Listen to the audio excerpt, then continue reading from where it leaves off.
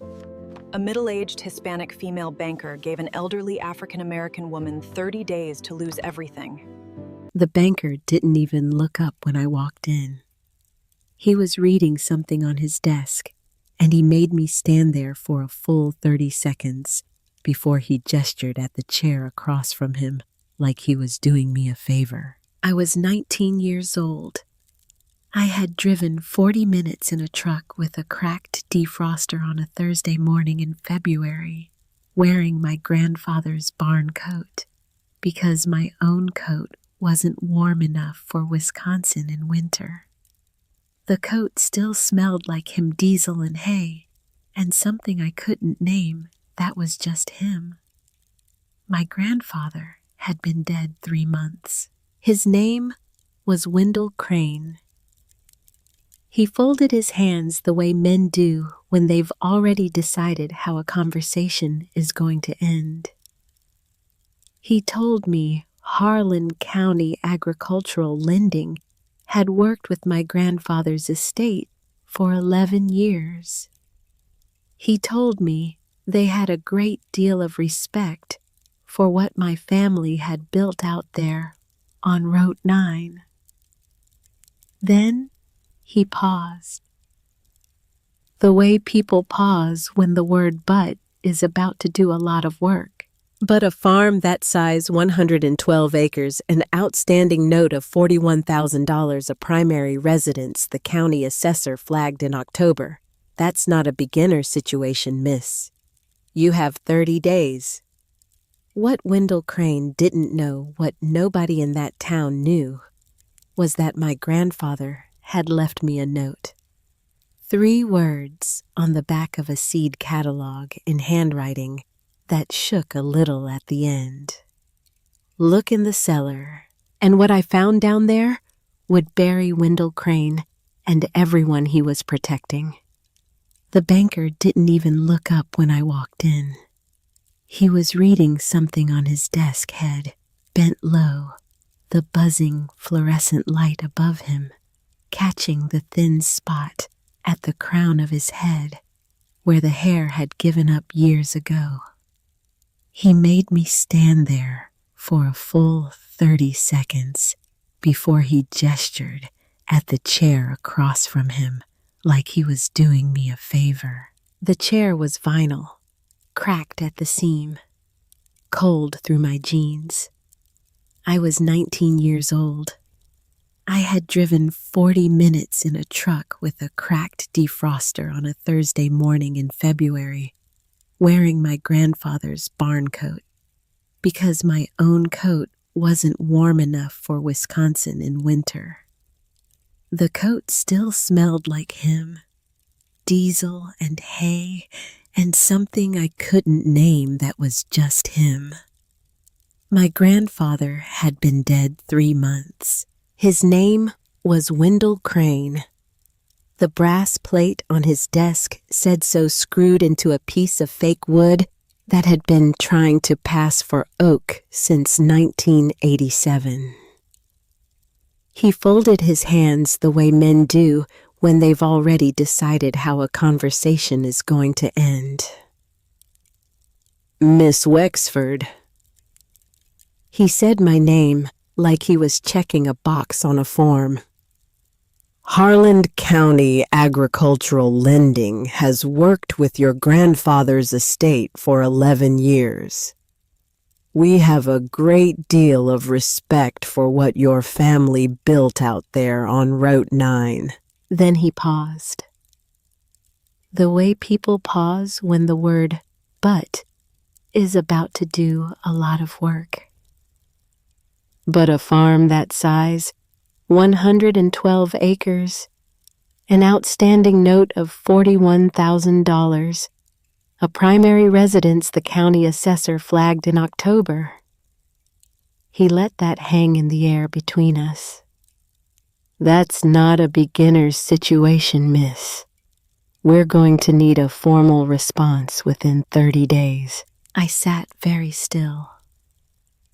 My hands were in my lap, hidden under the desk where he couldn't see them. They were not steady. The heat in the building was turned up too high, the way they always turn it up too high in banks in February, like they want you to feel small and sweating and aware of every disadvantage you brought through the door with you. "I'm not a beginner," I said. My voice came out smaller than I wanted it to. Wendell Crane smiled. It wasn't a cruel smile. That would have been easier to fight. It was the smile of a man who had already heard everything I was about to say and had a folder somewhere in his desk drawer with my exact response written down in advance. "I'm sure you're not Miss Wexford. I'm sure you're not." He stood up. The meeting was over. He hadn't even offered me water. I drove home on roads that were gray with old snow. The defroster cut out twice, and I had to scrape the inside of the windshield with my fingernail just to see 30 feet ahead of me. The sky was that particular shade of February white that isn't really clouds, just a general refusal of light. I sat in the driveway for a long time before I went inside. The farmhouse sat at the end of a quarter-mile gravel lane off Route 9, just outside Creek Bend, Wisconsin. Population 2,400, give or take. The kind of town where people knew your grandfather's name before they knew your face, and where they decided what you were made of based on whether your truck got stuck in the mud at the end of your own driveway. My grandfather had bought those 112 acres in 1979 for $60,000, which everyone at the time said was too much. He had grown corn and soybeans on the back 40. Kept a small dairy operation going until the mid-90s, then pivoted to vegetable production and direct sales in a way that most of his neighbors considered eccentric and mildly suspicious. He had died on the 4th of November the previous year, on a Tuesday, between breakfast and lunch, in the kitchen where I was now sitting. He left me everything: the house, the land, the equipment, the debt, and 11 laying hens who had not yet been given names because my grandfather did not name chickens on principle. He also left me a note.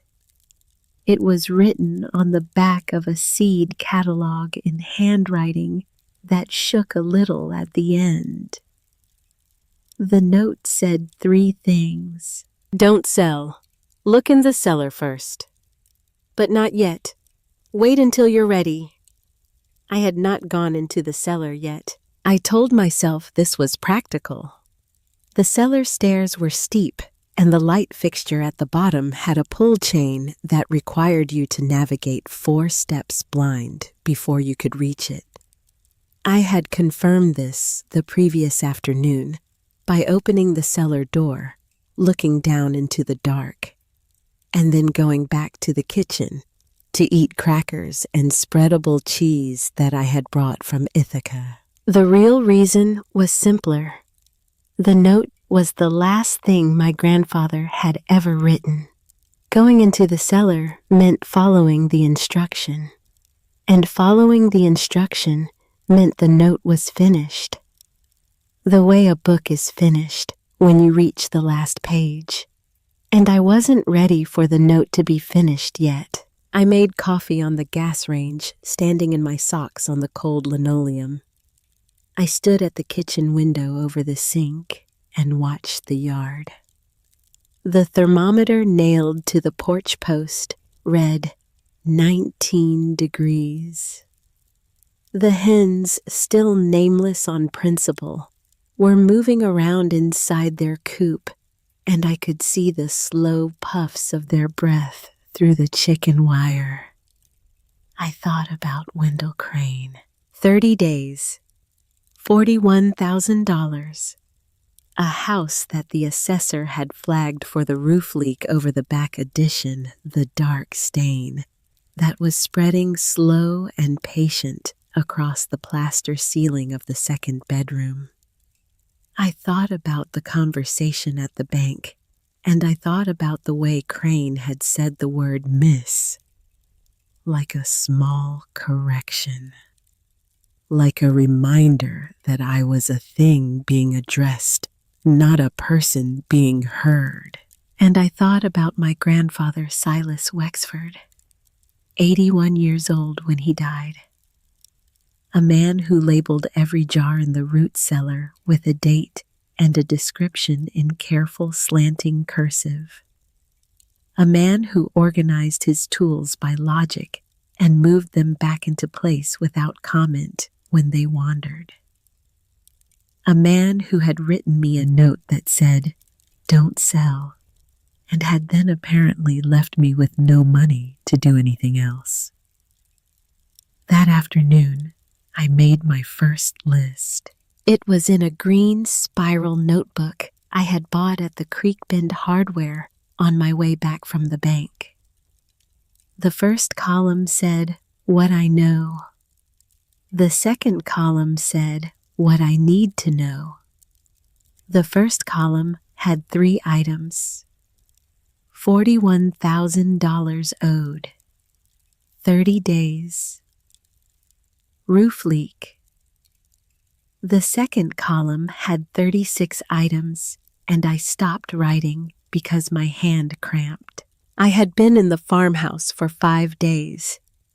I had driven down from Ithaca on a Saturday, 3 days after the letter from the estate attorney arrived in the mailbox of the apartment I shared with 2 other girls near the campus I had stopped attending in October. I had stopped attending Cornell in October because my grandfather had called me on a Thursday evening and said in the tired and matter-of-fact voice of a man who had already accepted what he was about to say, that he had been to the doctor in Eau Claire that morning, that there were things wrong with him that the doctor could put names to, and a few things wrong that the doctor could not.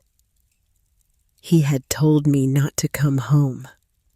He had told me he was fine. He had told me to finish the semester. I had finished the semester the way a person finishes a glass of water they don't want to drink, mechanically, without tasting it. And then I had told no one, not my roommates, not the registrar, not my advisor, that I was not coming back in the spring. My grandfather died on November 4th. The funeral was small. November in Creek Bend. Maybe 40 people in the cemetery behind the Lutheran church, most of them older than 70, all of them wearing the same kind of dark wool coats that had been hanging in the same kind of mudrooms for 40 years. A man I didn't recognize had stood at the back. Tall, older, maybe 78, white hair cut short. He didn't come up to me afterward. He stood at a distance watching the grave, and when I looked over again 10 minutes later, he was gone. I hadn't thought about him since. The wood stove in the kitchen was running low. I crossed to it and added 2 split logs from the pile by the door. My grandfather had known that stove the way you know a person's moods after 30 years.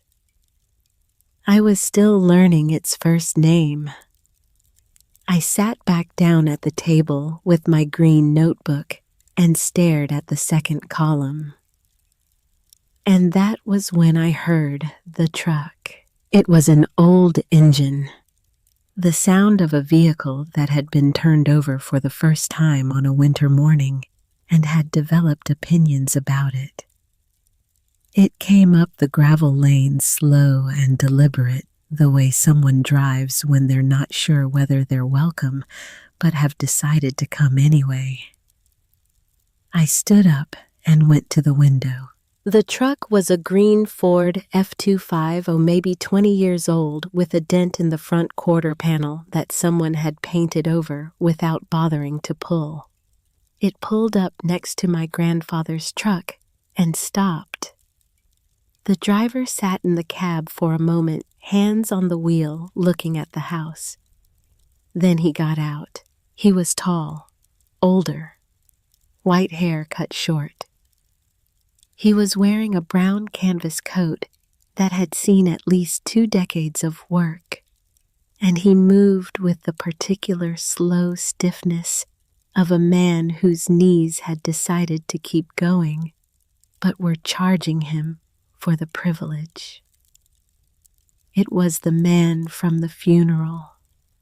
He walked up to the porch and stopped at the bottom step. He didn't come up. He just stood there, hat in his hand, looking at the door. I opened it before he had a chance to knock. He looked at me.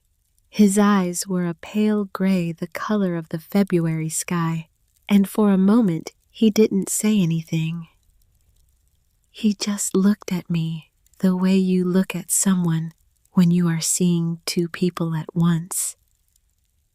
The person in front of you and the person they remind you of. "You'd be Hadley," he said. His voice was lower than I expected, quieter, like he had spent a lot of his life learning not to take up more sound than he needed. "I am," I said. "My name is Otis Brennan. I knew your grandfather for 50 years. I live 2 miles down the road." He paused. "I came by to see if your generator's running. We're supposed to get weather Friday." I stepped back from the door. "You want to come in?"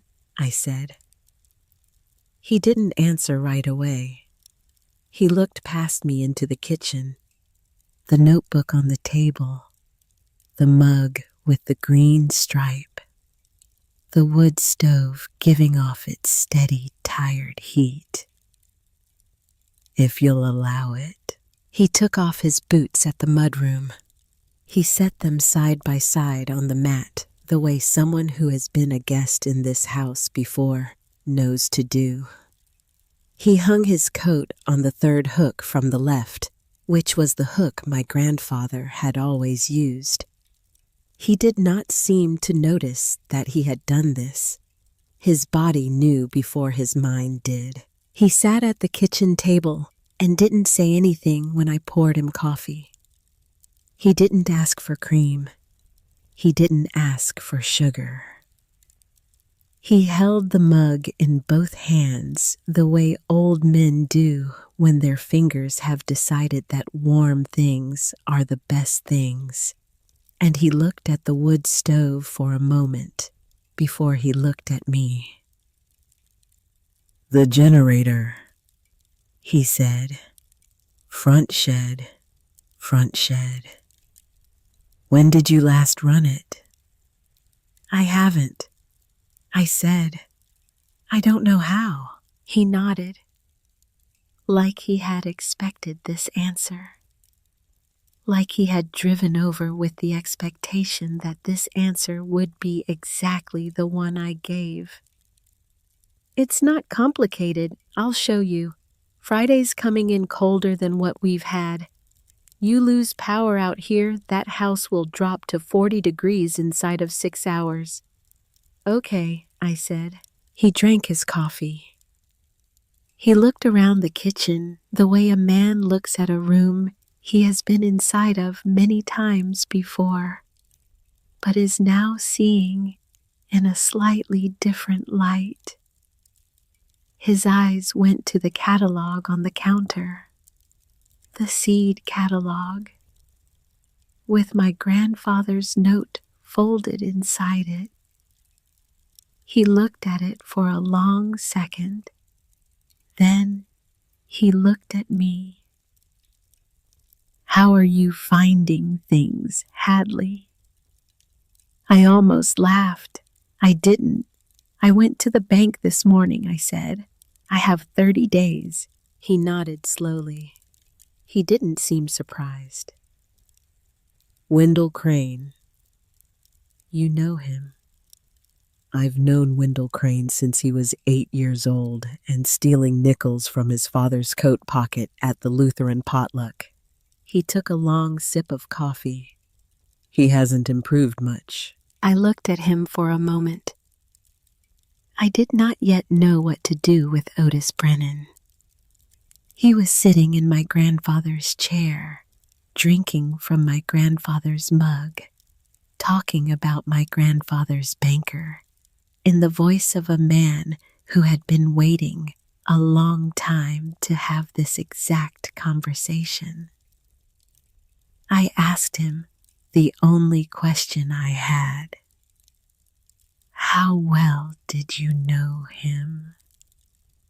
He set the mug down. He looked at the wood stove again. He took a breath that I could hear from across the table. I knew Silas Wexford, he said, longer than I knew my own brother. And there are things he was carrying, things he didn't put down in 50 years. And I expect in the time you've got here, you're going to find some of them. He looked at me. And when you do, you come find me, and we'll talk.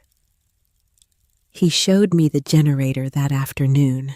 He showed me 3 times because he understood without being told that the first showing was for the explanation, the second was for the doing, and the third was for the muscle memory. He had me start it, run it, shut it down, and prime it again. He stood with his hands in his pockets while I did it, and he didn't speak unless I missed a step. When he left at 4 o'clock, the sky was already going dark. He stopped at the porch and turned back. There's a note in that catalog on the counter, he said. I saw it through the doorway. I waited. Have you done what it says? Not yet, I said. He nodded. He wouldn't have told you to wait if there wasn't a reason. He got into his truck and drove away. I watched the taillights disappear down the gravel lane, and I stood on the porch in my grandfather's barn coat until I couldn't feel my hands. Then I went inside, and I went down to the cellar. The stairs creaked the way old stairs creak, not in protest, in recognition. The kind of sound a house makes when it remembers your weight. I navigated the 4 steps blind found the pull chain and yanked it. A single bulb came on overhead, 60 watts maybe, hanging from a cloth-covered wire that looked older than I was. The cellar was long and narrow. Stone walls, packed dirt floor. The air tasted of earth and mineral cold, and somewhere to my left, the faint humming presence of the old chest freezer my grandfather had kept running for as long as I could remember. Along the east wall were the mason jars I already knew about. Tomatoes, green beans, pickled beets in the colors of stained glass. Every jar had a date in his careful slanting cursive. I walked the length of the cellar slowly, looking. I was not yet sure what I was looking for. The note had said, "Look in the cellar first." But the cellar was full of things. 40 years of canning, 2 old wooden crates of apples turning slowly to dust. A workbench against the south wall covered with cobwebs and a few rusted tools. A coal chute that had been bricked up since the 1960s. I stood in the middle of the room and turned in a slow circle, and then I saw it. On the workbench, pushed all the way to the back, behind a coffee can of washers and a stack of old paint cans, a wooden box.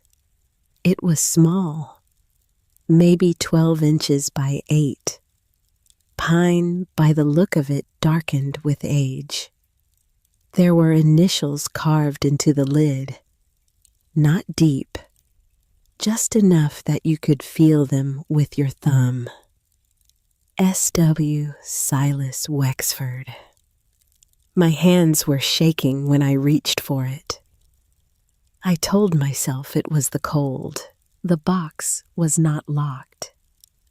The brass hinges had gone green at the edges, and the lid lifted with a quiet stiffness that suggested it had not been opened in a long time.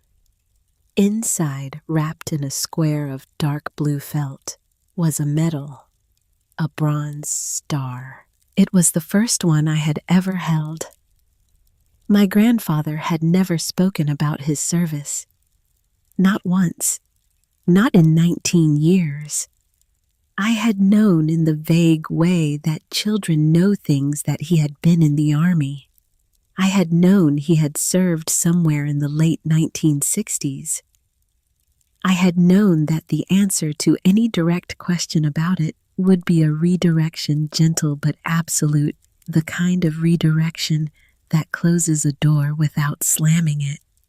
I had never asked twice. I held the medal in my palm. It was heavier than I expected. Cold. The ribbon had faded from red and white to a softer rust and cream. Underneath the medal, folded once at the center, was a photograph. Black and white, glossy paper that had begun to curl at the corners.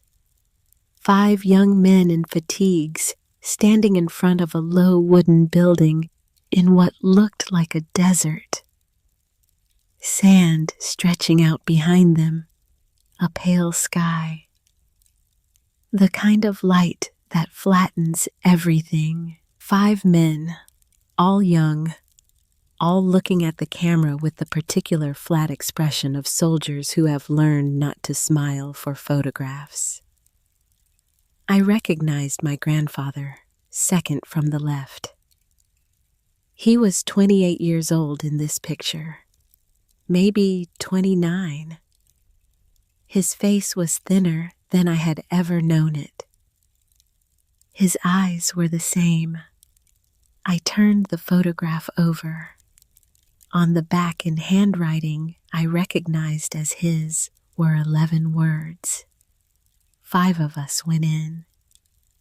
3 came home wrong. The debt remains. I sat down on the cellar floor. I sat down because my legs had stopped agreeing to hold me up, and because the dirt was cold, and because there was nowhere else to sit. I read the words again, and again, and again. The debt remains. I thought of Wendell Crane that morning, folding his hands, saying the word debt like a weight to be measured against me. This was a different debt. I understood that without being told. This was the debt my grandfather had carried in silence for 50 years. And it was the debt I had felt the shape of every time I had looked at him across the dinner table and known there were rooms inside him I had never been allowed into. I sat in the cellar for a long time. Eventually I got up. I put the medal and the photograph back in the box. I carried the box upstairs and set it on the kitchen table next to the green notebook. Then I added a new line to the What I Need to Know column. Who were the other 4 men? The next morning, I drove into Creek Bend. I needed feed for the hens, salt for the steps, and a roll of duct tape to do something temporary about the leak over the back bedroom until I could afford something permanent. I was learning fast that the word temporary was going to do a lot of work in my life for the foreseeable future. The hardware store was on Main Street, and the Lutheran church was at the end of Main Street, and between them there was a long stretch of sidewalk that I had not walked alone since I was 12 years old. Creek Bend was a town where people knew you by your grandfather's name, and being seen walking down Main Street alone in February in your grandfather's coat was a slow public announcement that things had changed. Marjorie Doyle saw me first. She was coming out of the post office with a stack of envelopes in her hands. 73 years old, maybe 74. A small woman, sharp-featured, with the kind of gray hair that has been kept the same length and the same shape for so many years that it has become a structural element of her face. She stopped when she saw me. Hadley Wexford. Yes, ma'am. She crossed the sidewalk. She didn't smile. Marjorie Doyle was not a smiler. She had been the librarian at the Creek Bend Public Library for 31 years, and she had retired in 2019, and she had the bearing of a woman who had spent her career deciding what was true and what was not, and was not going to start being uncertain now. I was sorry to hear about your grandfather. Thank you. He came into the library every Tuesday for 20 years. I didn't know that, I said. She looked at me for a long second. Her eyes were small and dark and very sharp. He was researching something. I waited. She did not continue. Instead, she said, "When you're ready to know about it, you come and find me. I keep regular hours. I'm at the church basement Wednesdays. The Historical Society, 2 to 4. She put her gloved hand on my arm for the briefest moment. Don't wait too long, Hadley. She walked past me toward the parking lot. I stood on the sidewalk in front of the post office with a list in my pocket and a feeling in my chest that I could not yet name. The feeling that the town of Creek Bend had been holding its breath for a long time, and that my grandfather's death had not let it out, and that I was now standing in the middle of a story that had been written down somewhere I had not yet found. I drove home with the feed and the salt and the duct tape, and I did not stop at the church basement. Not yet. 2 days later, the letter came. It was Saturday. The mail truck pulled up to the box at the end of the lane around 11, and I walked down to get it, because walking down the lane was one of the things I had started doing on purpose to make sure that my legs remembered what work felt like. Most of what was in the box was junk. A flyer from a tractor dealership in La Crosse. A piece of mail for my grandfather from the AARP that I did not yet know what to do with, and one envelope, cream-colored, heavy stock. Return address in Chicago, a law firm. I opened it standing at the end of the lane with the wind cutting through my coat. The letter was from a firm I did not recognize, representing a person I did not recognize named Royce Wexford, who, according to the letter, was my grandfather's younger brother. 64 years old, living in Chicago, and who, the letter informed me, had taken the liberty of having his attorneys reach out to express his sincere condolences and his interest in discussing the future of the family property at his earliest convenience. The phrase, "the future of the family property," was underlined. I had never heard of Royce Wexford. In 19 years, my grandfather had never once mentioned a brother. Not in passing, not in anger, not in any of the long winter evenings when he and I had sat at the kitchen table and he had told me stories about his life in pieces here and there, the way old men give you the parts they want you to have. There had been no brother. I read the letter twice. I read the address. I read the phone number printed at the bottom. I did not call. I went back into the house and I put the letter on the kitchen table next to the wooden box and the green notebook and the seed catalog with my grandfather's note inside it. 3 pieces of paper, 1 box, 1 photograph. The shape of a story that someone had been keeping from me my whole life. That afternoon, I started looking through the rest of the house. Not searching exactly. My grandfather had been a man who labeled, a man who organized by logic. If there were more things to find, they would be in places that made sense, and my job was to learn his system well enough to see the sense. I started with the desk in the front room. The drawers were neat, bills filed by month, a folder for veterinary records on the dairy operation dating back to 1991, a folder for property taxes, a folder for the well, everything in its place. The bottom drawer was locked. It was a small lock, the kind you can buy at any hardware store, and which is more about the idea of locking than the practice of it.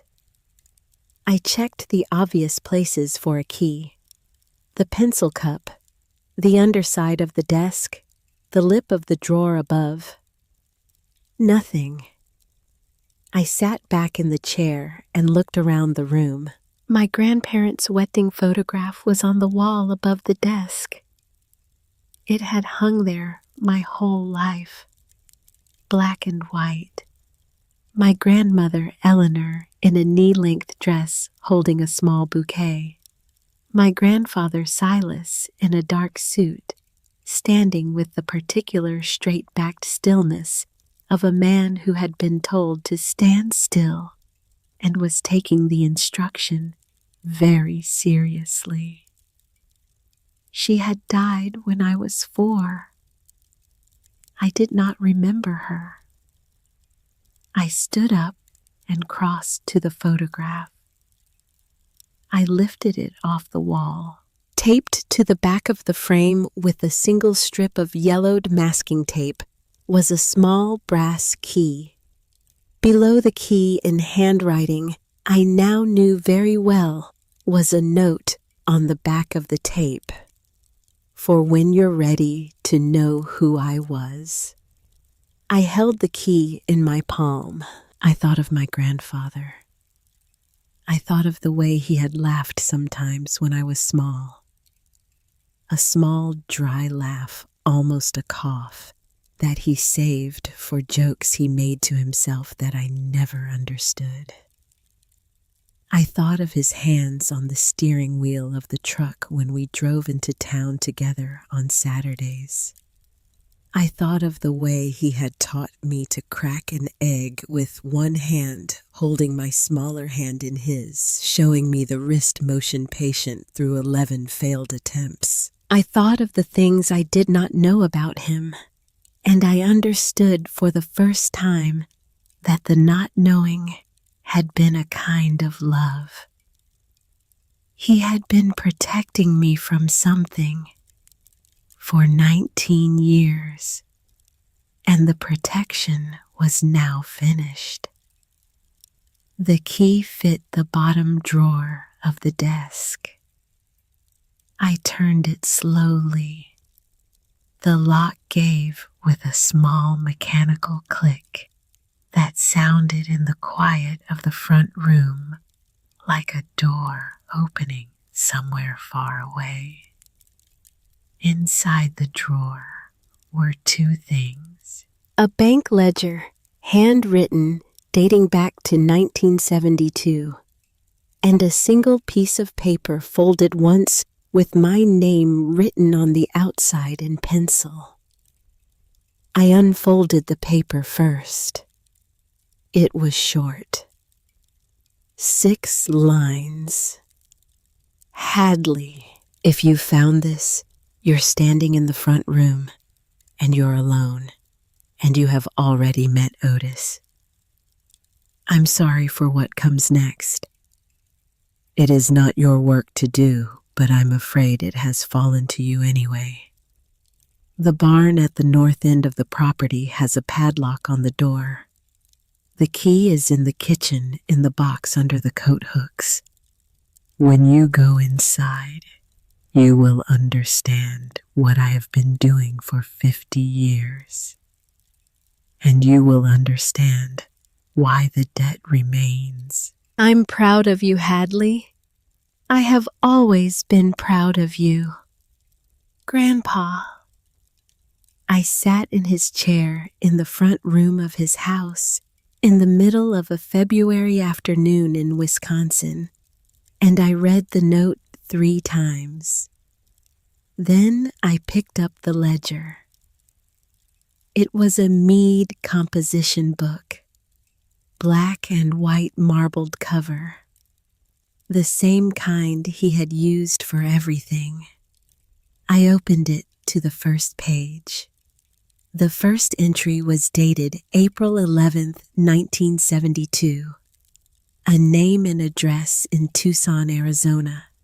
A dollar amount, $200. The second entry was dated June 3rd, 1972. A name and address in Cedar City, Utah. A dollar amount, $150. The third entry was dated September 18th, 1972. A name and address in Las Cruces, New Mexico. A dollar amount, $250. I turned the page. There were more entries. Many more. Page after page after page. Names, addresses, dates, dollar amounts. All across the Southwest. Arizona, Utah, New Mexico, a few in Nevada, a few in Southern California. The amounts grew over the years. 200 became 500. 500 became 1,000. There were entries every few months, every year. Every year. Every year going back almost 50 years. I flipped to the last page. The final entry was dated September 17th, 2021, 7 weeks before he died. A name in Tucson. A dollar amount. $2,000. I added up the totals in my head as far as I could before the numbers got away from me. Conservatively, carefully. He had sent more than $180,000 over the course of 50 years to people I had never heard of in places he had never visited for reasons I did not yet understand. This was where the money had gone. This was why the farm carried debt. This was why the roof leaked. He had been sending the operating margin of 112 acres in Wisconsin year after year to 3 states in the American Southwest for half a century. I closed the ledger. I sat in his chair, and I looked at the wedding photograph on the wall, and I thought of the box in the kitchen with the medal and the photograph and the 11 words on the back. 5 of us went in. 3 came home wrong. The debt remains. I went to the kitchen. I went to the mudroom, to the small wooden box nailed to the wall beneath the coat hooks. The box I had looked into on my first day in the house and dismissed as empty. The box my grandfather had told me about indirectly in a note I had not yet finished reading. I lifted the lid. Taped to the inside bottom of the box with a strip of black electrical tape that had gone brittle at the edges was a key. It was a small brass key, greenish at the teeth. The bow was oval, nothing decorative, just functional. The kind of key a hardware store would cut in 30 seconds from a blank. Underneath the key on a strip of masking tape, my grandfather had written one word, North. I stood in the mudroom with the key in my palm. I thought of Wendell Crane and his 30-day clock. I thought of the letter from a man named Royce Wexford in Chicago, who was apparently my great-uncle, and who had reached out through attorneys exactly 6 days after the news of my grandfather's death had become public record. I thought of Otis Brennan, the man who had stood at the back of the funeral and who had driven over to teach me how to start the generator on a Thursday in February, and who had said very quietly that when I was ready, I should come find him. I thought of Marjorie Doyle, who had told me on a sidewalk in front of the post office that my grandfather had come into her library every Tuesday for 20 years to research something. I thought of the ledger, and I thought of the barn at the north end of the property, the one I had noticed on my first morning, the one with the padlock that someone had chosen deliberately. I put on my grandfather's coat.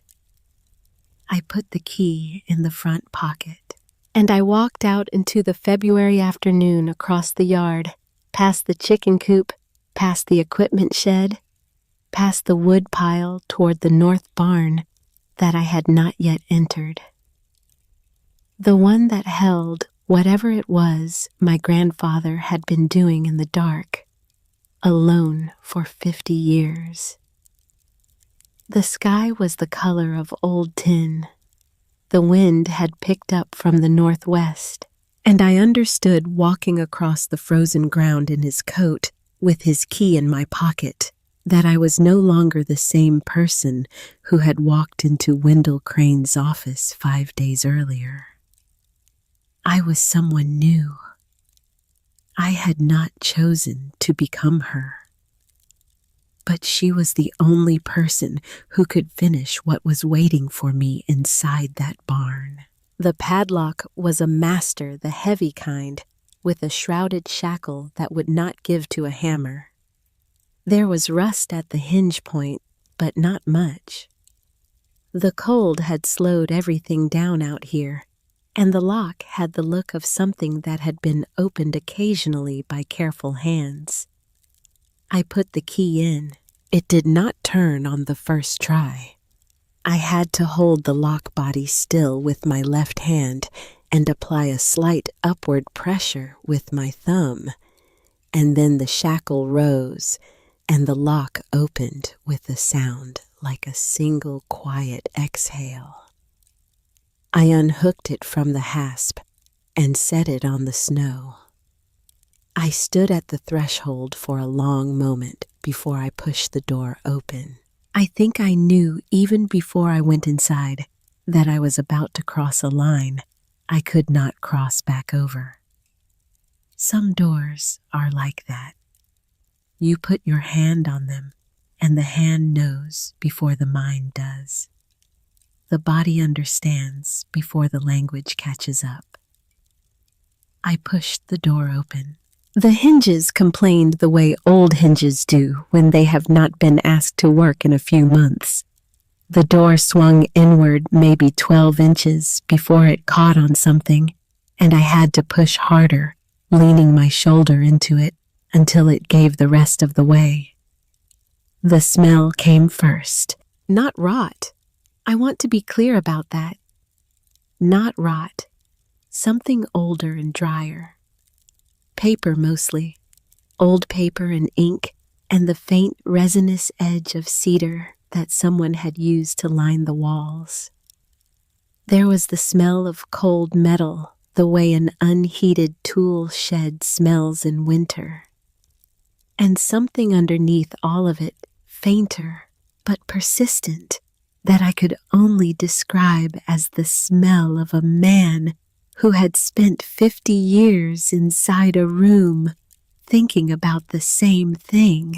The light came through 2 small windows on the east wall, each one hazed with grime and cobweb. I had to stand still for almost a full minute before my eyes adjusted enough to see. The barn was not what I had expected. I had expected storage. Hay, old equipment, the kind of things you put behind a padlock because you don't want raccoons in them. What I saw was a workshop. The floor was packed dirt, swept clean, dark in the center, where foot traffic had pressed it down over years. A single workbench ran the length of the north wall, maybe 16 feet of it, the top surface clear except for a green-shaded desk lamp on a long arm, the kind you find in old engineering offices.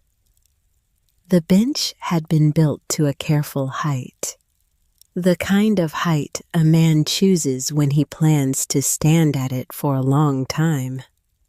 Above the bench, mounted to the wall, was a corkboard. It was 8 feet wide, maybe more. Every inch of it was covered. I crossed the floor slowly. The boards under my feet made no sound, and that was because there were no boards. Just packed dirt and decades of footsteps. On the corkboard were photographs, documents, yellowed newspaper clippings, a large map of the American Southwest with pins stuck into it. 11 pins. Red. I leaned in. The pins were stuck into locations I recognized from the ledger. Tucson, Cedar City, Las Cruces. A pin near Flagstaff. A pin in the empty stretch of Nevada south of Tonopah. A pin near St. George, Utah. Each pin had a small paper tag tied to it. On each tag was a name and a date. The names matched the names in the ledger. The dates were not the dates of the payments. The dates were earlier, much earlier. Most of them clustered around the late 1960s and the early 1970s. I stepped back from the corkboard. I turned slowly in a full circle. Against the south wall was a wooden filing cabinet 4 drawers high. The labels on the drawers had been handwritten on white masking tape in my grandfather's careful slanting cursive. 1968 to 1975, 1976 to 1990, 1991 to 2005, 2006 to present. 53 years of files, 53 years of work. I stood in the middle of the barn, and I felt my chest tighten in a way that had nothing to do with the cold. I crossed to the filing cabinet. I pulled open the top drawer. The files inside were hanging files green labeled by year. The first year was 1968. The folder for 1968 was thicker than any of the others in the drawer. I lifted it out and set it on the workbench under the green shaded lamp, and I pulled the chain. The light came on. It was a good light, bright, focused. The kind of light you choose when you have done a lot of reading in a small space. I opened the folder. The first page was a photocopy of a typed military document. The reproduction was poor. The original had been a carbon copy, and the carbon had not been fresh. But the words were legible. It was a memo, dated June 14th, 1968, from a Lieutenant Colonel Thaddeus Crane, Commanding Officer, Camp Bishop Training Facility, Nye County, Nevada. Subject line, Chemical Defense Exercise Authorization. Subject Group D, Civilian Observation Site, Echo. I read it 3 times. I did not understand all of the language. I understood enough. In June of 1968, at a remote training facility in southern Nevada, an exercise had been conducted involving the deliberate release of a non-lethal incapacitating agent, a test agent. The subjects of the exercise had been a small group of enlisted men from a training rotation. The observers of the exercise had been civilian contractors employed by a construction firm hired to expand the facility's perimeter. The exercise had not gone as planned. The agent had been more potent than the specifications had indicated. The wind had shifted. The civilian contractors had not been informed of the exercise in advance and had not been issued protective equipment. They had been working in a low canyon 2 miles southeast of the test site. 17 men had been exposed. 5 of them died within 90 days. The rest were instructed not to speak about what had happened. I sat down on the stool in front of the workbench. I read the memo again. There was a second document, a casualty list. 5 names. Civilian construction workers, ages 31 to 56, all American, all employed by a firm out of Las Vegas that had since been dissolved. I recognized none of the names, but I recognized the form, the pattern. 5 men, civilians, the Southwest, the fingerprints of the thing my grandfather had been doing for 50 years. I went back to the corkboard. I looked at the pins. 11 pins, 11 families. Each one a household that had lost a husband, a father, a brother, in a single 90-day window in the summer and fall of 1968, to a thing that had never been publicly acknowledged. For 50 years, my grandfather had been finding these families, locating them, tracking them across state lines and through divorces and second marriages and changes of address. And he had been sending them money, quietly, steadily, every year, every year, every year, year after year after year.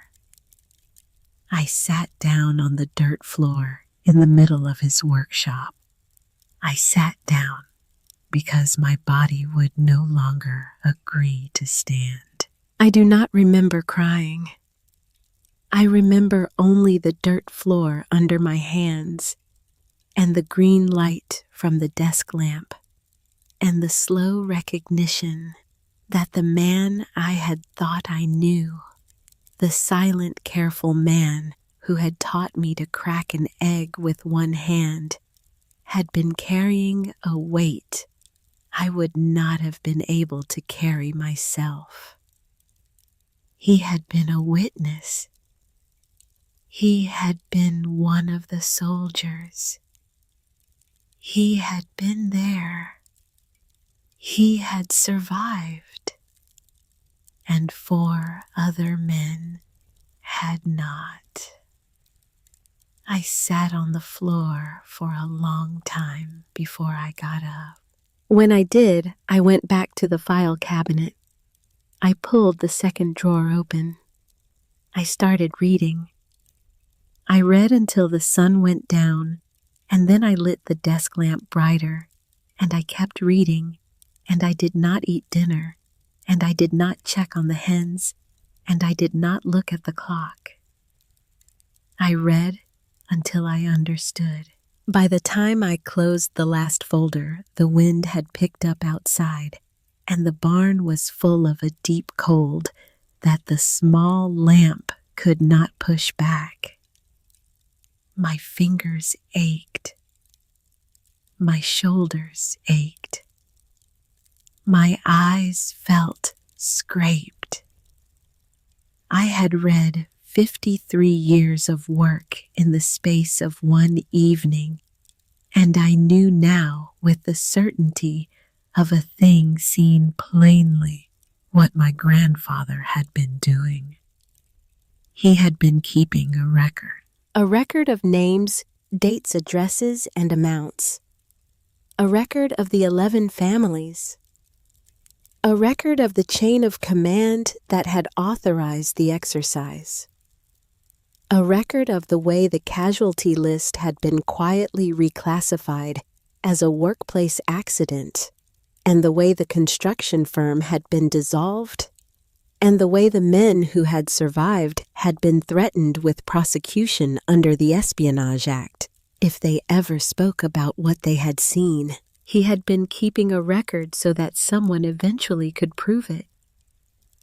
He had not been able to prove it himself, but he had been getting closer. The last folder in the cabinet, the one labeled 2021, contained 6 letters. They were responses to inquiries my grandfather had submitted under the Freedom of Information Act. They were dated between January and August of 2021. Each one was a partial release. Each one had been heavily redacted, but each one confirmed in small pieces the existence of a thing that had been officially denied for 53 years. He had been close to having enough. He had died before he got there. I closed the folder. I turned off the lamp. I locked the padlock behind me and walked across the frozen yard to the farmhouse. And when I got inside, I did not turn on any lights. I sat at the kitchen table in the dark in his coat, and I did not move for a long time. The next morning, I drove to Otis Brennan's house. I had not called ahead. I did not yet have a phone number for him. I drove the 2 miles down the road slowly in my grandfather's truck, and I pulled into a gravel driveway that ran past a small white farmhouse with a green metal roof. There was smoke coming from the chimney. There was an old Ford pickup parked next to the porch. Otis came out before I had the truck in park. He stood on the porch in his shirt sleeves, and he looked at me through the windshield, and his face did something I have not forgotten. It softened, just for a moment, as if he had been waiting a long time for me to come up that driveway and was relieved that I finally had. I got out of the truck. I crossed the yard. I stopped at the bottom step. "I have been in the barn," I said. He nodded slowly. "Come inside, Hadley." His kitchen was small and warm and smelled like coffee that had been on the burner for too long. There was a wood stove in the corner, smaller than ours, and a black dog asleep on a folded blanket beside it. The dog opened one eye when I came in, considered me, and closed it again. Otis poured me coffee without asking. He pushed the mug across the table. He sat down across from me, and he did not speak. He waited. I told him what I had read. I told him about Camp Bishop, about the exercise, about the 17 men, about the 5 who had died and the 12 who had been told to stay quiet, about the ledger, about the cork board, about the 11 pins and the 53 years of payments. He listened. He did not interrupt. When I was finished, he looked at the surface of the table for a long moment. Then he looked up. "I was there," he said. I had known. From the second I had seen his face on the porch yesterday morning, with the gray sky behind him and his hat in his hand, I had known. But hearing him say it was different. Hearing him say it made the thing real in a way that the documents had not yet made it real. There were 5 of us in that picture, Hadley. 5 of us who came out of Camp Bishop and were told to keep our mouths shut. 2 of us died of cancer inside 10 years. 1 man took his own life in 1981. That left your grandfather, and it left me. He looked at his coffee. For 50 years, your grandfather did what he could. He could not undo what had happened, but he could find the families of those civilian men, the ones who lost husbands and fathers because the United States Army was testing something on its own soil and lied about it afterward. He found them one at a time over decades. Most of them did not know what had really killed their men. They knew there had been an accident at a construction site. They knew the company had folded and the insurance had been a fraction of what it should have been. They knew their lives had become harder. They did not know why. He paused. Silas could not tell them why.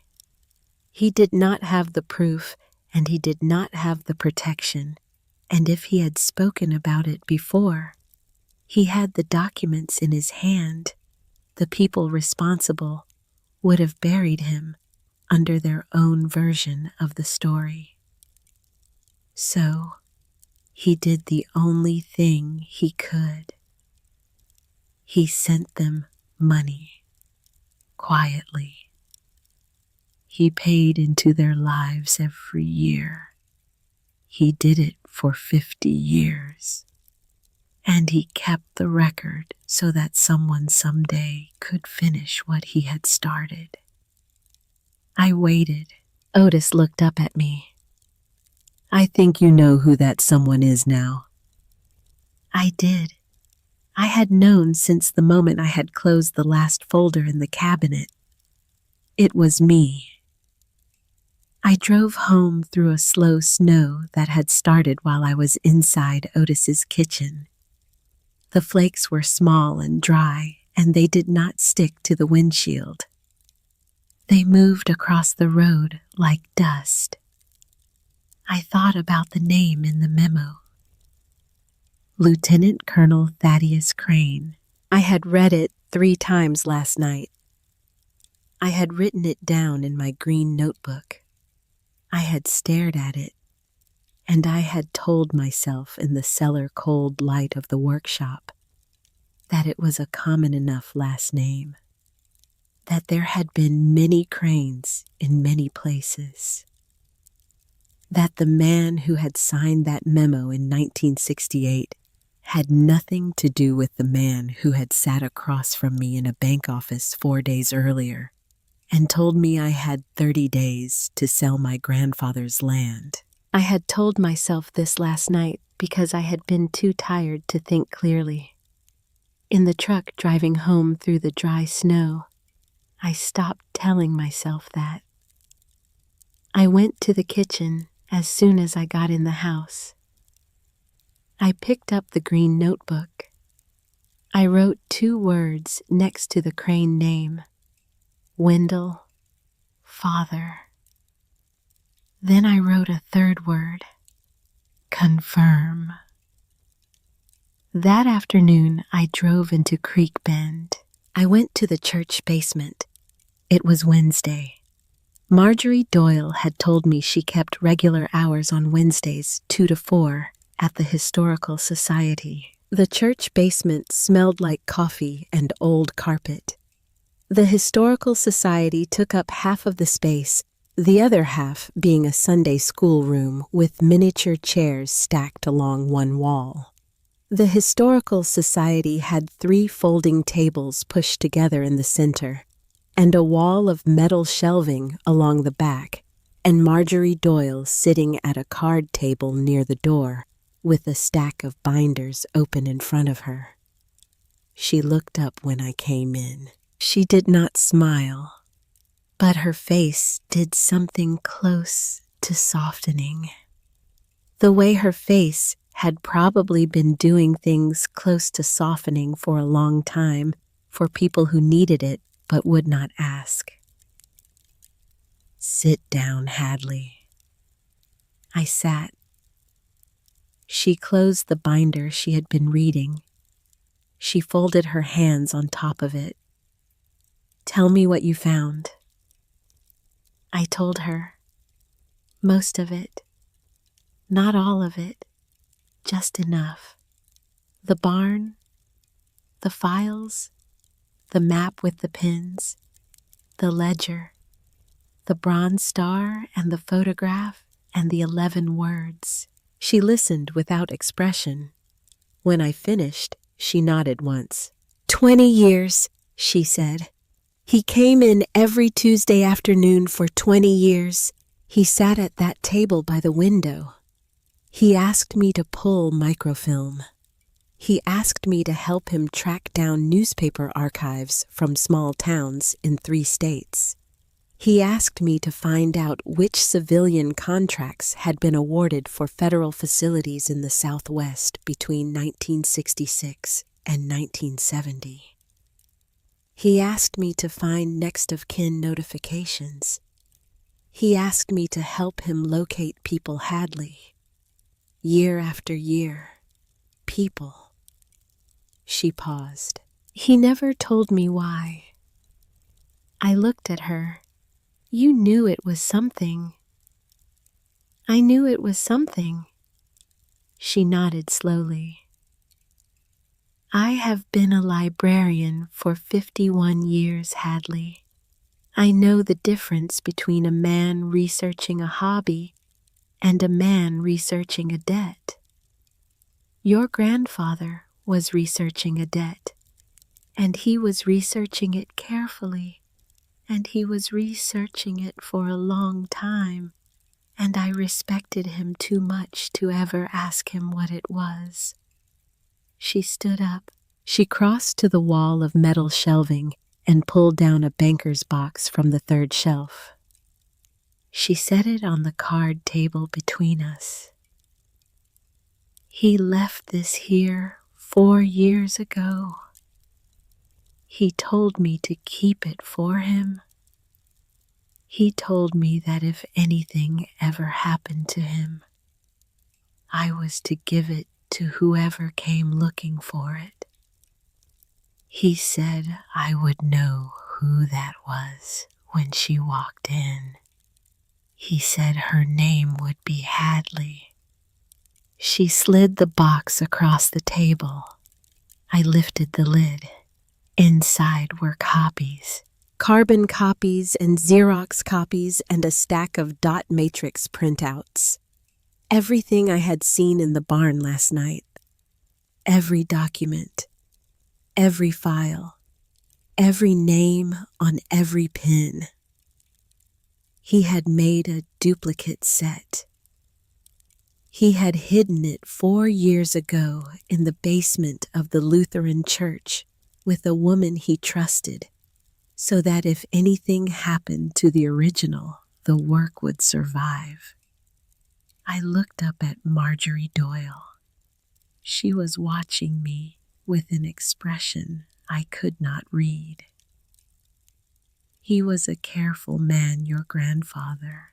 He was, I said.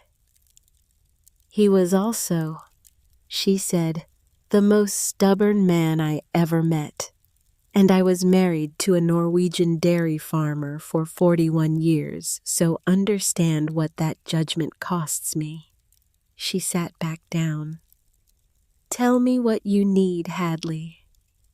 I left the church basement at 4:15 with the banker's box on the passenger seat of the truck.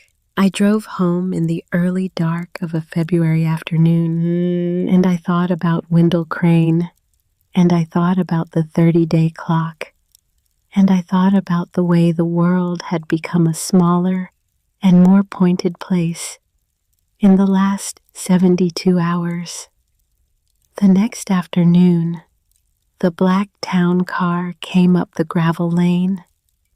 It was a Lincoln, new, polished black, the kind of car that does not belong on a Wisconsin gravel road in February and is announcing by its presence that it does not intend to.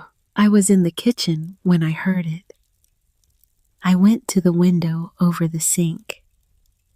The driver opened the back door and a man got out. He was 64 years old. I knew that because I had read it in the letter. He was wearing a charcoal overcoat and leather gloves and the kind of shoes that men in Chicago wear and men in Creek Bend do not. He looked at the house for a long moment. He looked at the chicken coop. He looked at the equipment shed. He looked like my grandfather. That was the thing that hit me first, before anything else, before the overcoat and the car and the Chicago shoes. He looked like Silas Wexford. The same jawline, the same set of the shoulders, the same particular straight-backed stillness. He was 20 years younger, and he had not done a day of physical work in 40 years, but the resemblance was unmistakable. He came up the steps. He knocked on the door. I opened it. Hadley. His voice was warm, surprisingly warm, the kind of warmth that has been practiced. I'm Royce. I am your great uncle. I am terribly sorry to arrive unannounced. He held out his hand. I did not take it. He smiled, just a small smile. He lowered his hand without seeming to mind. May I come in? It's quite cold. I stepped back from the door. He came into the kitchen the way a person comes into a place he has never been before, but has decided in advance not to be impressed by. He looked at the wood stove.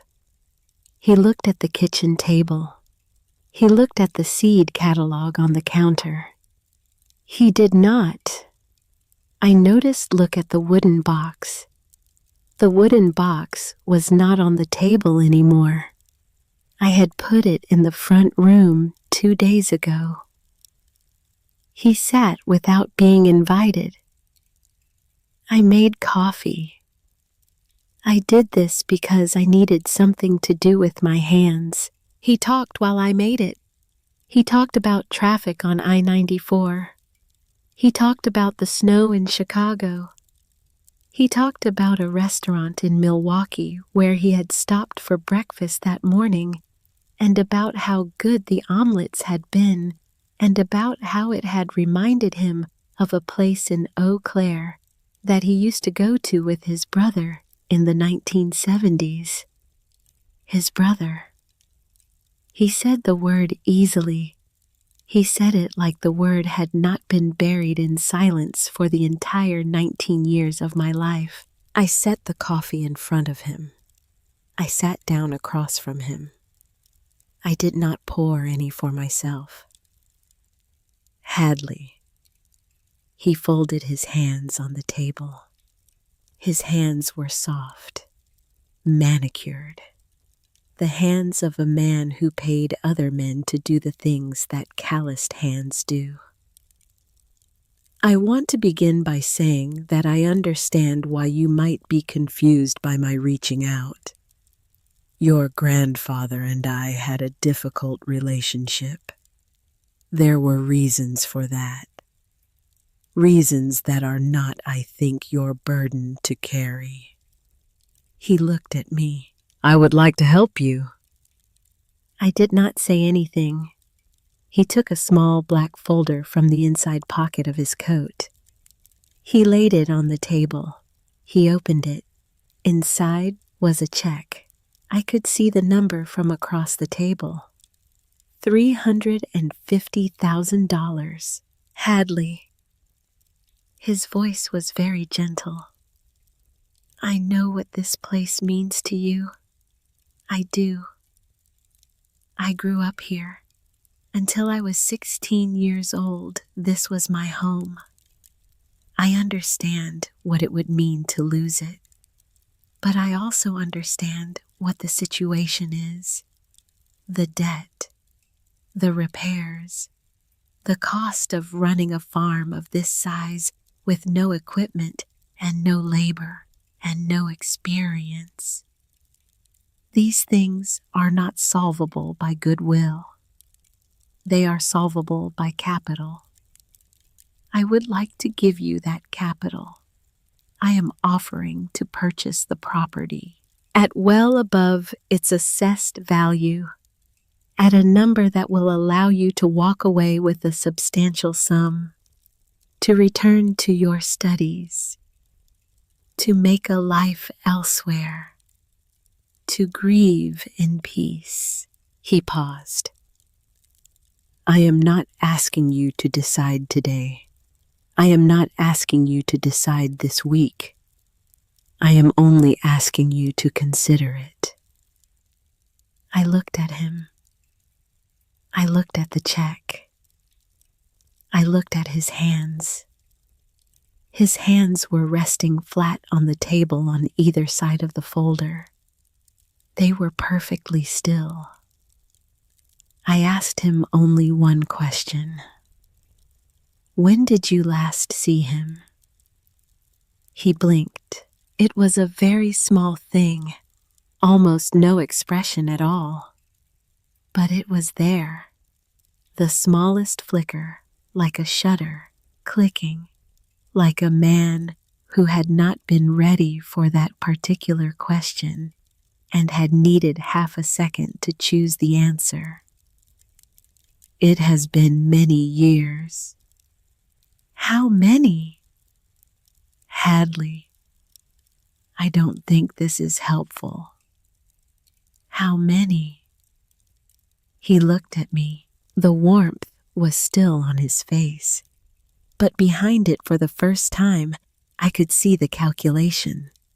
The way a man recalibrates when he understands that the conversation is not going the way he had planned. 1975, he said quietly. You have not seen your brother in 46 years. No. And now he is dead, I said. And you are here. With a check. 6 days after the obituary appeared in the paper. He was silent. I stood up. I did not raise my voice. I had learned in the bank office that the loudest part of a conversation is not always the part you can hear.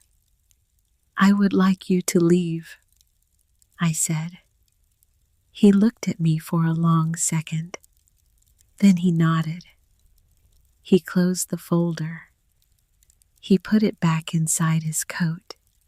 He stood up.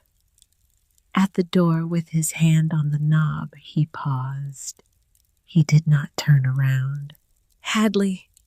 His voice was different now, quieter, the warmth gone. I want you to understand something. You are 19 years old. You are alone. You are out of money and you are out of time. And there are things in this house that you do not understand. There are things your grandfather was doing that he did not have the right to do.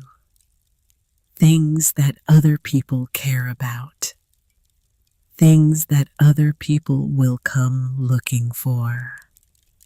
I am not your enemy in this. I am the closest thing to a family member you have. I am offering you a way out. I am asking you with respect to take it. He turned then. He looked at me. Some debts, he said, are not yours to inherit. He walked out. I stood in the kitchen and listened to the car door close and the Lincoln pull away down the gravel lane. I stood there for a long time. Then I went to the front room. I picked up the photograph from the wedding day. My grandfather, 28 years old, standing next to my grandmother in a dark suit. I looked at his eyes. I looked at the line of his jaw. I looked at the way his hand rested at his side. I thought of Royce, 64 years old, the same jaw, the same shoulders, the same family, but not the same man. I sat in my grandfather's chair, and I understood then, with a kind of cold clarity that had nothing to do with grief, what Royce Wexford had been telling me. He had known. He had known about the barn. He had known about the files. He had known, perhaps for years, that his older brother had spent 50 years building a case that, when it was finally complete, would expose a chain of command stretching from a desert in Nevada to an office in Chicago to a bank in Creek Bend, Wisconsin. He had known, and he had stayed away for 46 years. He had stayed away from the brother who was doing the work, because being near it would have made him complicit. He had built his own life. He had become a man with manicured hands and a black Lincoln and breakfast at restaurants in Milwaukee. He had pretended for almost half a century that the work was not happening, and then his brother had died, and someone had told him that the work was still in the barn, and he had come. I sat in the chair for a long time, and I understood something else. He was not the only one who had come. Wendell Crane had come first. 6 days after the funeral with a 30-day clock. The son of Thaddeus Crane, the officer who had signed the memo in 1968. Wendell Crane, who had been waiting 50 years for the day when the last man who knew about that exercise would die, and who had then opened a folder on his desk and sent a letter to a 19-year-old girl in Ithaca, New York, demanding payment on a debt that had been carefully designed to be impossible to pay. I went to the kitchen. I picked up the green notebook. I turned to a fresh page. At the top, I wrote 4 words. They are all connected. Underneath, I wrote 3 names: Wendell Crane, Royce Wexford, Thaddeus Crane. Underneath the names, I wrote one more line. They want this to end with me selling the land. I closed the notebook. I stood at the kitchen window. The sun was going down. The thermometer on the porch post read 14 degrees and falling. The 11 hens were inside the coop, their heater coil running on the generator that Otis Brennan had taught me how to maintain. I thought about my grandfather. I thought about the 50 years. I thought about the 11 families in the Southwest who had been receiving money every year from a man whose name they did not know for a reason that had never been explained to them. I thought about the 11 pins on the corkboard. I thought about the word debt. And I understood finally what my grandfather had meant. When he had written it in November of the previous year, with a hand that shook a little at the end, on the back of a seed catalog, 3 weeks before he died. The debt was not the $41,000. The debt was the truth. He had not been able to pay it himself. But he had spent 50 years saving up. And he had left me the receipts. I did not sleep that night. I sat at the kitchen table with the green notebook and the wooden box and the letter from the Chicago law firm and the banker's box from Marjorie Doyle, and I read until the small hours of the morning. I read until the wood stove had burned down to coals twice, and I had built it back up twice, and the windows had gone from black to that pale gray color that February gives you before the sun has even thought about coming over the horizon. I made a decision. I made it slowly, the way you make decisions you cannot take back. I held it in my hands, and I turned it over, and I looked at it from several angles. And at 5 a.m, I sat down and wrote it out in 3 sentences in the green notebook, so that I could not pretend later that I had not decided it. I am not going to confront Wendell Crane. I am not going to sell. I am going to publish. The thing my grandfather had not been able to do. The thing he had spent 50 years preparing for someone else to do. I drove to Otis Brennan's house at 7 in the morning. The sun had come up, and the light was the color of weak tea on the snow. He was in the kitchen. He had 2 cups of coffee already poured when I came in, which told me he had heard the truck and had been waiting. I sat down across from him. "I want to publish," I said. He looked at me over his coffee for a long second. "What does that mean, Hadley?" I told him.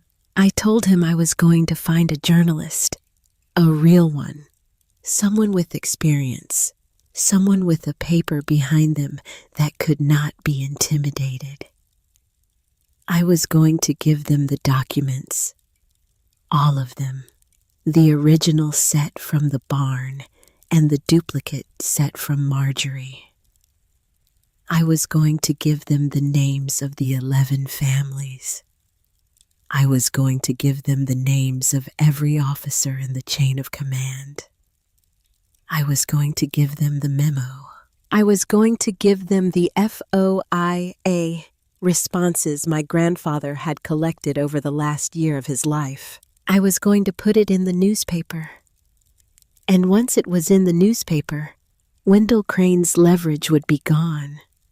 The land would stop being a thing he needed to take from me. The debt would stop being a weapon. The story would belong to the country and not to him. Otis listened. When I finished, he sat in silence for a long minute. Then he said, "Your grandfather thought about this for years." I know. He could not do it himself. Why? Otis set his coffee down. He looked at me with those pale gray eyes that I had seen first at the funeral 3 months ago when I had not known what I was looking at. Because he was one of the men in the photograph. He had been threatened Hadley in 1969, 2 weeks after he was discharged. 2 men came to a hotel room in St. Paul where he was staying.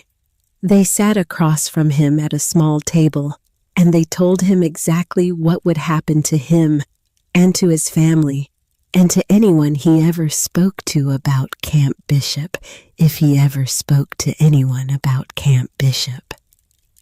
They named your great-grandmother. They named the address she was living at. They named her doctor. He understood sitting at that table that the threat was real. Otis paused. He spent the rest of his life building the case. He could not put his own name on it. He could not stand in front of a reporter and say I was there. The minute he did, the people on the other side would have produced their own story. They would have said he was a disgruntled soldier. They would have said he was sick. They would have said he was lying. And they would have buried him under it. And they would have made him into the story. And the 11 families would have been lost in the noise. He looked at me. He needed someone else to carry it. Someone who was not in the photograph. Someone whose name was not on any roster, whose discharge papers were not filed in any office, whose face was not in any military record from June of 1968. Someone who could walk into a newsroom and say, "Here are the documents," and not have to defend themselves. He paused for a long moment. He needed you, Hadley.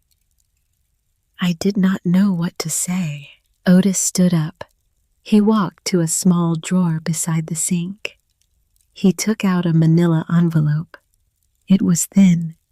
It had been folded once and tucked into the drawer for some time.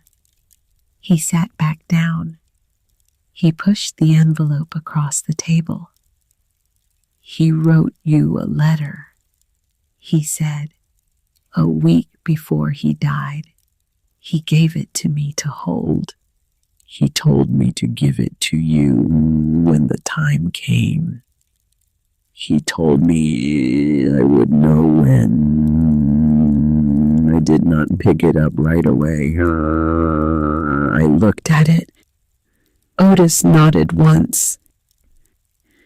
"This is when Hadley." I picked up the envelope. I did not open it there. I could not have. Otis seemed to understand. He stood up and refilled my coffee, and he walked outside in his shirt sleeves to check the bird feeder on his porch, and he gave me the kitchen to myself for a few minutes. I opened the envelope. The letter was 2 pages handwritten on plain white paper in pencil. The handwriting was the handwriting I knew, but it was weaker now. It shook a little. He had been a week from dying when he wrote it. "Hadley, if Otis has given you this, then you have found the barn, and the cellar, and the ledger, and the box, and you have decided to do the thing I could not do. I want you to know before you go any further that you can stop. You can put the documents in the wood stove and burn them tonight, and no one in the world will know what was inside them. The land will still be yours.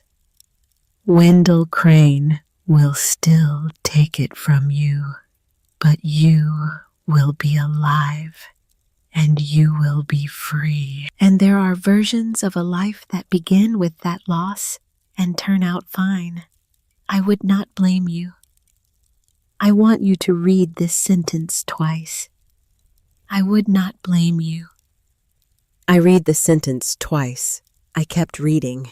If you have decided not to stop, I want to tell you why I think you are the one who could do this. It is not because you are the only family I have left. That part is incidental. It is because of the summers, Hadley. Do you remember the summers? You were 7, 8, 9. You would come up from Madison for 2 weeks in July, and your father would drop you off and drive away, and you and I would sit on the porch in the evenings, and I would tell you stories. Stories about the farm, stories about the dairy operation, stories about your grandmother, stories about the people who had lived in this country before us. You listened to all of them. You listened to the ones that were dull. You listened to the ones that did not have endings. You listened to the ones that I was only telling to find out what they sounded like out loud. You were the only person in 50 years who ever sat on that porch and listened the way you listened. And I want you to understand, Hadley, That I built everything I built in that barn for someone who could listen. Listening is the whole thing. You listened. That is all it ever takes. the work is yours now. Finish it well, or don't finish it. Either is a choice I will respect, and either is a choice I made room for. Just know that it was always going to be yours. I knew this the summer you were 9 on the porch when you asked me what the word veteran meant, and I tried to answer you and could not, and you held my hand for a few minutes without saying anything. And And then you said, "Okay, Grandpa, you can tell me later." I never told you later. I am telling you now. I love you. Grandpa. I read it 3 times. I folded it carefully. I put it back in the envelope. I sat at the kitchen table in Otis Brennan's house, and I held the envelope in my hands, and I cried finally, the way I had not cried at the funeral, the way I had not cried in the bank, the way I had not cried in the cellar. Otis came back in after a while. He did not say anything.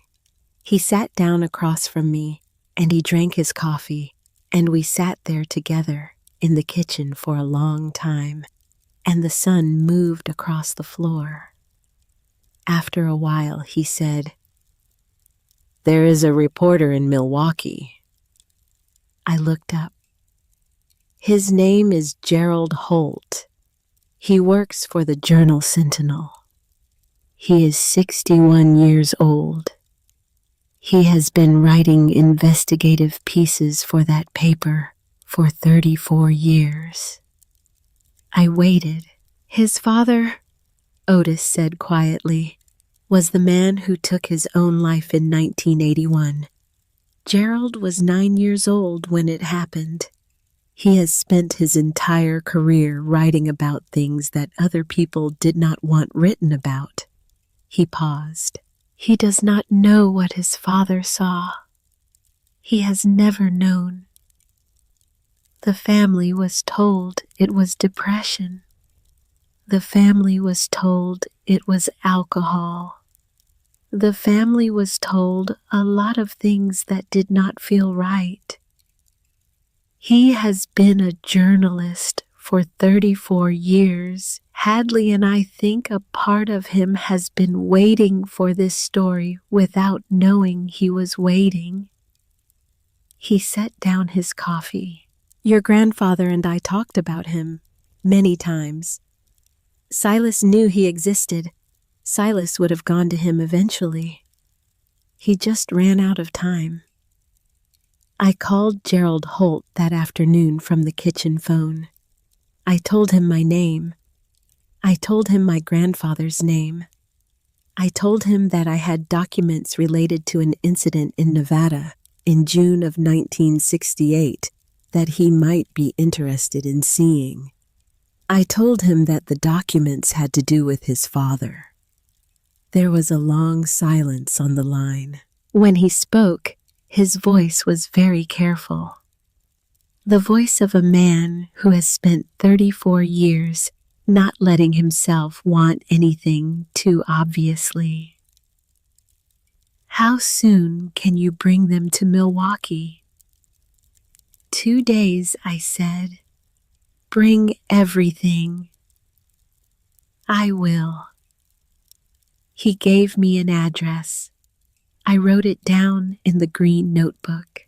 I drove to Milwaukee on a Friday in late February. The roads had been cleared the night before, and the sun was out, and the truck behaved itself the whole way down. I drove with the banker's box on the passenger seat, and a smaller box of selected documents from the barn on the floor, and I did not turn on the radio because I wanted to be alone with the road. Gerald Holt's office was on the 4th floor of the Journal-Sentinel building. He met me at the elevator. He was tall and thin and gray, and he was wearing a button-down shirt that he had not tucked in fully, and his glasses were pushed up onto his forehead. He shook my hand the way people shake hands with witnesses, carefully, aware that the handshake mattered more than they could afford to show. He led me to a small conference room. I set the boxes on the table. He sat down across from me. "Tell me," he said, "from the beginning. Tell me what you have." I told him. I had practiced this on the drive down.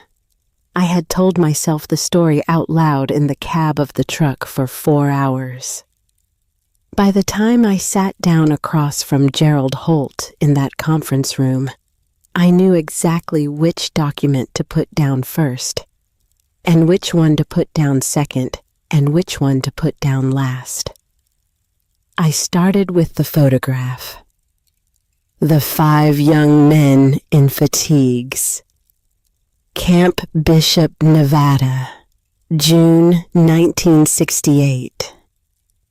I pointed to my grandfather, second from the left. I pointed to Otis Brennan, far right. I pointed to the third man in the photograph, the one in the middle, smaller than the others, with dark hair and a quiet face. That is your father, I said. Gerald Holt looked at the photograph for a long time. He did not pick it up. He did not touch it. He looked at it, and then he closed his eyes for maybe 10 seconds, and then he opened them, and he looked at me with a focused calm that I would come to recognize over the next 6 weeks as the look of a man who has been given the missing piece of a thing he had stopped expecting to ever solve. All right, he said, show me the rest. I showed him the rest. It took 4 hours. By the time I left his office that evening, he had a list of names to verify a set of photocopies he could take to his editor that night, and an understanding quiet but unmistakable that this was going to be the largest piece he had ever written, and that he was going to spend the next 6 weeks of his life on nothing else. We agreed I would come back the following Friday with the rest of the FOIA correspondence. I drove home in the dark. The next 6 weeks moved in a way I had never experienced. Gerald Holt and his research team verified everything. 2 researchers were assigned to him full-time. They cross-referenced my grandfather's documents against Army records, against the National Personnel Records Center, against newspaper archives in 3 states, against death certificates and probate records, and the dissolved corporate filings of the Las Vegas construction firm. They located 5 of the 11 families that my grandfather had been sending money to, and they conducted interviews. They found the survivors of the 17 civilian contractors. They found 3 retired Army officers who had been at Camp Bishop in 1968, and who after 53 years of silence were willing to speak on the record. He did not come up the gravel lane in his black Lincoln this time. He came up the lane in a rented sedan alone, without a driver. He parked at the bottom of the porch steps. He sat in the car for a long moment before he got out. He was different. He had aged in 6 weeks, in a way that did not make sense for 6 weeks. His coat was the same coat, but it sat on him differently. His shoulders, which had been straight on his first visit, were not straight now. He was carrying the weight of something that had begun to be too heavy. He knocked. I let him in. He did not sit down this time. He stood in the middle of the kitchen with his hat in his hand, and he looked at the wood stove. They are going to print it, he said. I waited. Wendell told me. There is going to be a story in the paper. There are going to be hearings. There is going to be a federal investigation. I did not say anything. He looked at me. Hadley, I want you to understand something about me. I did not do what your grandfather did. I did not have his courage. When I was 16 years old, I left this farm because I could not bear to be in the same house with the things he was carrying. I had heard pieces. I had not heard everything, but I had heard enough to know that what had happened to my brother in 1968 was not a thing I had the strength to be near. So I left. I went to Chicago. I built a life. I told myself that the work was his to do and that my staying away was a kind of help. I told myself that for 46 years. He paused. 6 years ago, a man named Wendell Crane reached out to me. He had been managing my brother's loans at the agricultural bank. He told me in a careful way that he believed my brother was engaged in activities that could embarrass the family. He told me that if certain things were ever made public, the consequences for me professionally and financially would be substantial. He asked me in exchange for certain considerations to help him monitor the situation, to let him know if my brother ever indicated in our correspondence or in our visits that he was planning to take any of his materials to a journalist or to an attorney. He looked at the floor. There were no visits, Hadley. There were no correspondences. I had not spoken to my brother in 40 years. But I took the considerations. I took them every year. I let Wendell Crane believe that I was useful to him. I let myself believe that I was harming no one. He looked up. When my brother died, Wendell came to me and said the time had come. He said you would be alone. He said you would be inexperienced.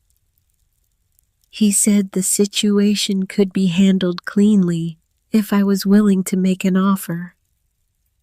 He said he had already arranged the pressure from the bank. He said all I had to do was come out here and make it easy for you to say yes. He stopped. I am here to tell you that I am not going to do that anymore. I am here to tell you that I will testify to the journalist, to the federal investigators, to anyone who asks. I will tell them what I have done and what I have taken and what I have known. I will lose a great deal. I am 64 years old, and I will lose almost everything I have built. I am telling you this because I have understood in the last 6 weeks that I have already lost the only thing that ever mattered. And it is too late to get it back. The brother I might have had, the man he became without me. He stopped talking. He looked at me. He was not asking for forgiveness. I could see that. He had not come to be forgiven. He had come because there was nothing else left to do, and because Otis Brennan had probably driven down to his hotel in Eau Claire and sat across from him in a coffee shop the day before and told him gently and without judgment what was about to happen. I did not forgive him. I did not tell him to leave. I told him that I was sorry he had not known my grandfather better, because he had been a good man, because he had loved the people who loved him, And because I thought even now, even at the end of everything, that he would have been glad to know that his brother had come back before it was over to stand on the right side. Royce Wexford nodded.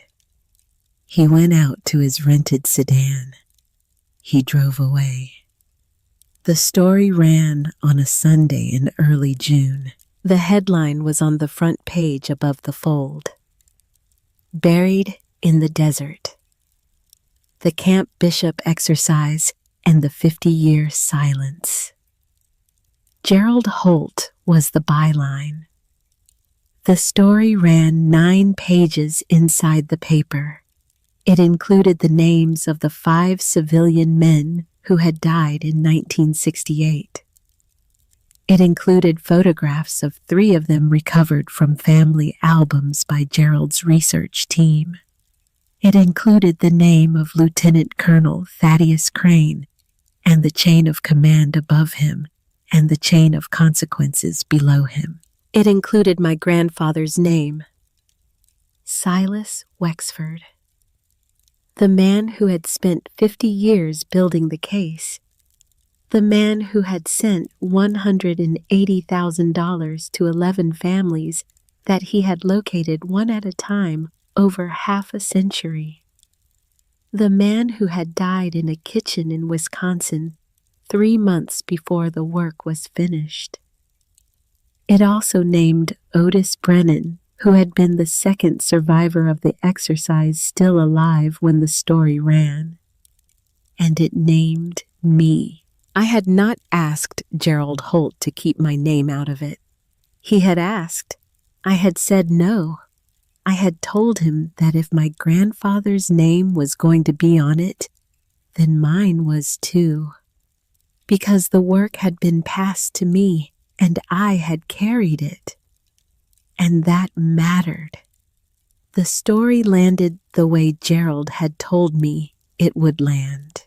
The Department of Defense issued a statement within 24 hours. 3 days after that, 2 committees in Congress announced hearings. A week after that, a federal task force was named to investigate the chain of command and the surviving officers connected to the exercise. Thaddeus Crane was 94 years old. He was placed under house arrest pending a hearing. He had been in declining health for some time, and his doctors stated that he was not competent to stand trial. He died in August in his bed in a private home in Lake Forest, Illinois. He did not face the people whose fathers and brothers and husbands he had killed. Wendell Crane was indicted in July. The charges were extortion, conspiracy, and obstruction of justice. The bank suspended him pending the outcome of the investigation. He resigned in August. He was convicted the following spring. He served 4 years. Royce Wexford testified. He testified to everything. He lost his job. He lost a substantial portion of his savings to legal fees and to a civil settlement reached with the families of the 11 men. He moved to a small apartment in Evanston. He sent me a Christmas card that December. I did not respond. I have not seen him since. The note from the bank was restructured. Not by Wendell Crane. He was gone by then.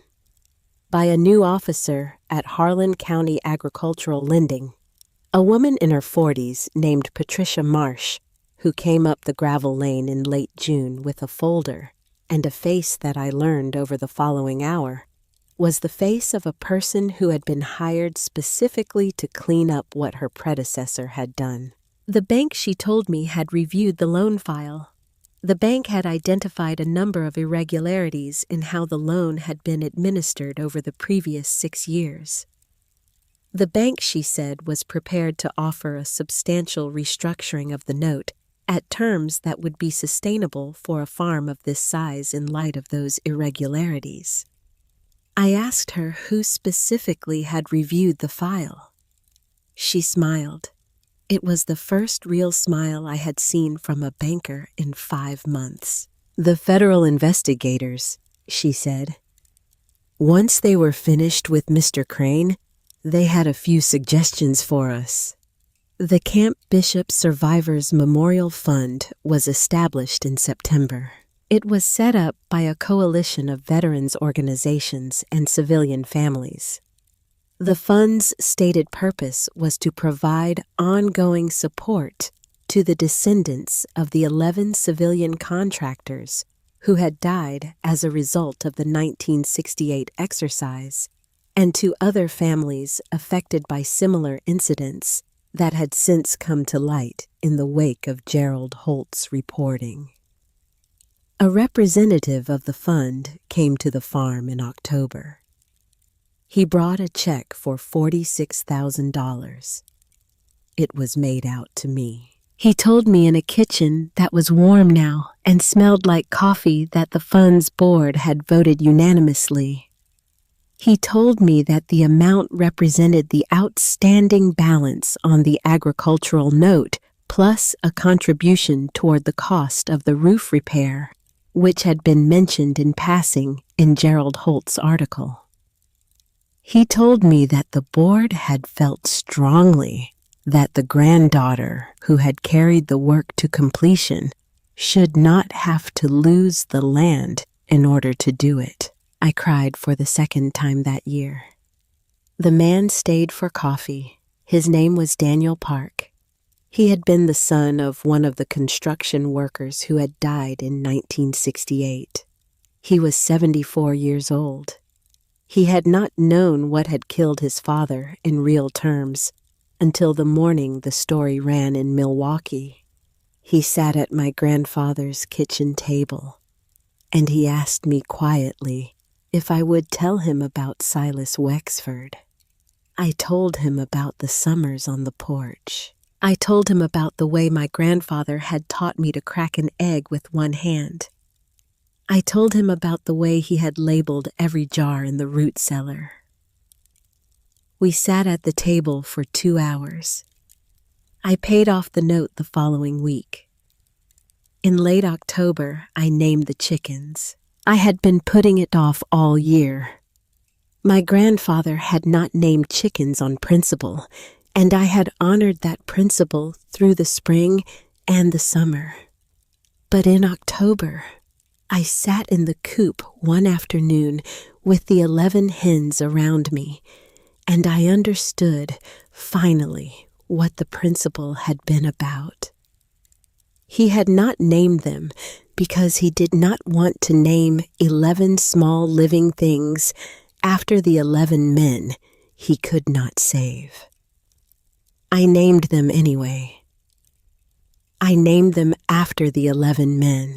I wrote the names down in the green notebook next to a sketch of the coop with a small note explaining which hen was which.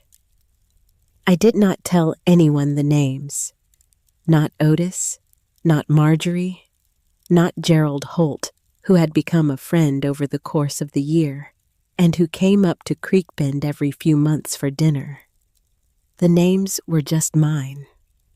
A small thing my grandfather would have understood. I did not go back to Cornell. I enrolled in a distance program through a state university in November. Military history. I took 2 classes that first semester. I took 3 the next. I had not chosen the field because I wanted to study what had happened to my grandfather. I had chosen it because I had finally understood, after a year of carrying the work, that the kind of attention required to do what he had done was a kind of attention you learned by paying attention to other things first, to records, to dates, to the way one document confirms another, to the quiet patience of a search that takes 50 years. I bought a roll of barbed wire in November to fix the south fence. I bought new shelving in December for the root cellar. I bought a used compact tractor in March with money I had earned at the farmer's market over the summer, selling preserves from the jars in the cellar that my grandmother had taught my grandfather to make in the 1980s. The list never got shorter. I started a new notebook in January, a green one, the same as the first. I keep them in a row on the kitchen shelf above the table where I do the books. Otis still comes over every Thursday morning for coffee. He is 80 now. He moves more slowly, but he is still here, and he still tells me stories about my grandfather that I have not heard before, and he still listens when I have things to tell him the way my grandfather listened to me when I was small. Marjorie Doyle died last spring. She was 84. She left me her library, which was significant, and a note that said she expected me to read it. I am working on it.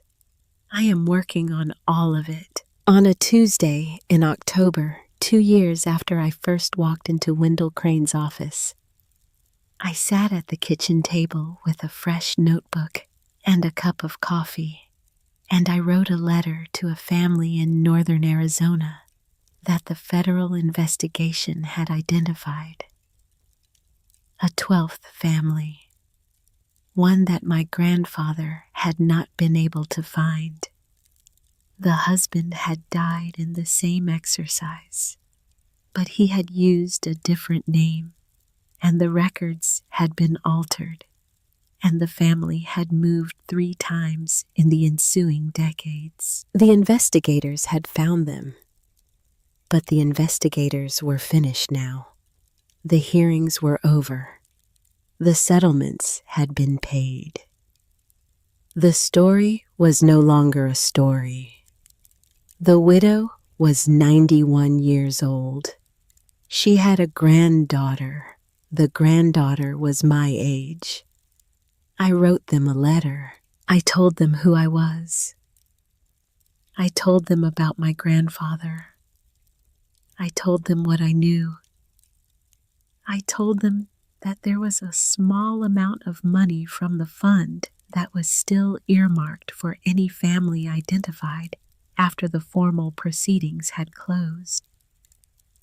I told them I would help them if they wanted help navigate the process of filing. I sealed the envelope. I put a stamp on it. I walked it down the gravel lane to the mailbox. The sky was that particular October blue, the kind that you only get a few days a year in Wisconsin when the air is finally cold enough to be honest about itself, and the sun is still warm enough to mean something. I stood at the mailbox for a moment after I put the letter in. I raised the red flag for the carrier. I walked back up the lane. The hens were in the yard, all 11 of them. They scattered as I came up because they always scattered because they were chickens, and that was what they did. And I went up the porch steps and into the house where the wood stove was running quietly, and the kettle was about to boil, and the green notebook lay open on the table where I had left it. On the kitchen counter, in a small clay dish, was the brasserie from the north barn. I had not thrown it away. I had kept it. The barn was empty now.